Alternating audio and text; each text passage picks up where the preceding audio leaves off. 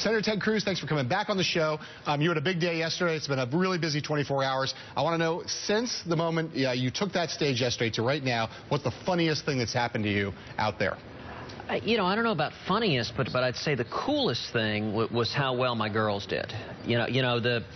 The announcement was at Liberty. There were 12,000 screaming college kids there, and the girls are 4 and 6. And Heidi and I were really nervous. You know, 4 and 6-year-old girls don't necessarily do well with a roaring auditorium. We did a practice the day before. We tried to get them ready, and they did phenomenal. I was blown away. Caroline was high-fiving. I was really proud that they didn't freak out and run off the stage at all the noise, and they did awesome. They were, like both their parents, full of poise yesterday. It was quite great to see. Is there anything about this process that you, for all your poise, find intimidating? Oh, look, I mean, this takes your breath away. I mean, you can't help but be in awe of having the opportunity to run for President of the United States, to potentially lead the greatest country in the history of the world at a time of enormous threat. I mean, I can tell you, serving in the Senate, I mean, there's not a day that I don't wake up astonished to be where I am. Now, some of your colleagues feel the same. Or even more astonished that I'm where I am. Yeah. So that marks, like, referring to the question of whether it's anything that's intimidating about running for president. I'm curious about whether there's anything about the office of the presidency, the notion that you could be the president. What's intimidating to you about that? Anyone who is not taken aback at the awesome responsibility of, number one, defending this country.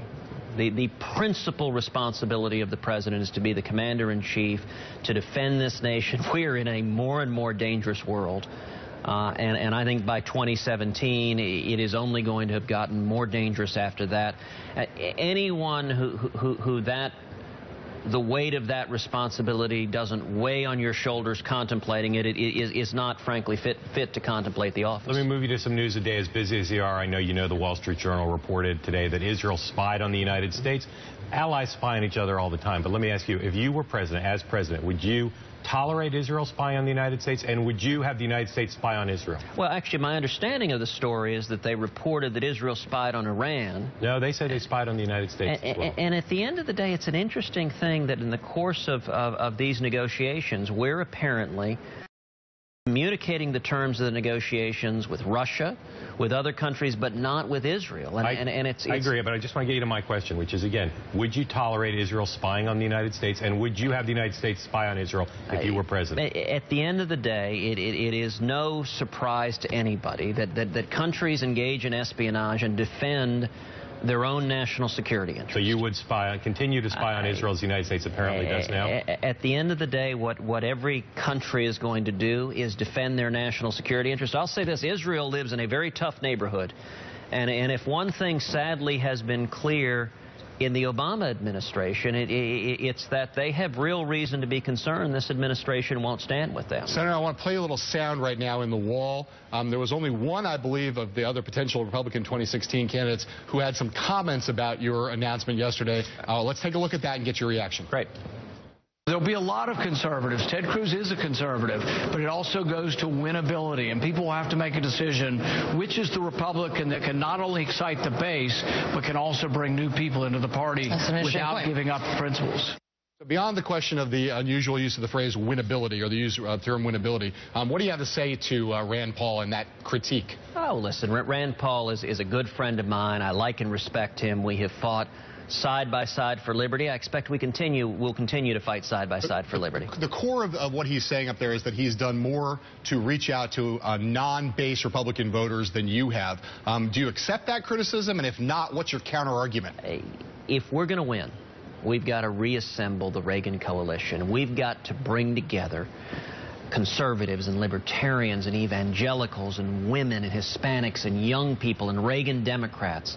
And I'll tell you that has been one of the most incredible things that we've seen. Number one, when I ran for Texas, we saw that coalition come together. I got 40% of the vote in the state of Texas in 2012. At the same time, Mitt Romney was getting clobbered with 27% of Hispanics nationwide.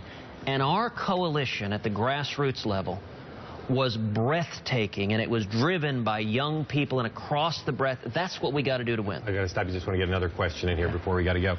Goldman Sachs, on balance, are they a force in our society, positive force or negative force on balance? Oh, like any institution, there's some of both. So what's the negative? You know, my view of Wall Street or big business in general. I want you to talk specifically about Goldman Sachs. But look, Goldman is one of the biggest banks on Wall Street, and my criticism with Washington is they engage in crony capitalism. They give favors to Wall Street and big business, and that's why I've been an outspoken opponent of crony capitalism, taking on leaders in both parties. I think big business, if they're building a better mousetrap, great, but it shouldn't be government favoring them. Let me give an example. Dodd-Frank, sold to the American people as stopping too big to fail. What happened? The big banks have gotten bigger. Goldman has gotten bigger because the massive burdens of Dodd-Frank. But why is Goldman then a negative force? Because they get government help? Because, like many other players on Wall Street and big business, they seek out and get special favors from government. I think they're entitled to practice their business, but without subsidies or special benefits. You did a lovely job of talking about your wife Heidi's biography, and as a baker, you didn't mention her working for Goldman Sachs. Are you unabashedly proud of what you did? I am unabashedly proud of everything about Heidi, and I mentioned she's had an incredibly successful business career. So I did in fact mention that, and she is.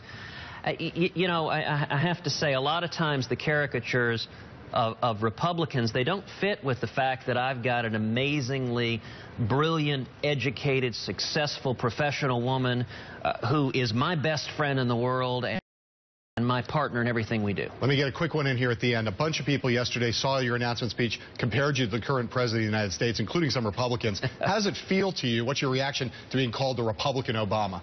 Well, listen, if people aren't throwing rocks at you, it means you're not doing anything. I think they meant it in a nice way. You know, what I would say is I think there are at least two sharp differences between Obama and me. Number one, when he was in the Senate, he was largely a backbencher. In my time in the Senate, you can accuse me of many things, but being a backbencher ain't one of them. I've tried to lead on the great issues of the day and the challenges. That's what Republican primary voters are looking for. And number two, before I was in the Senate, I wasn't a community organizer like Obama. I was the Solicitor General of Texas and represented Texas, winning some of the biggest conservative fights in the country before the U.S. Supreme Court. Senator Ted Cruz, thank you so much for coming.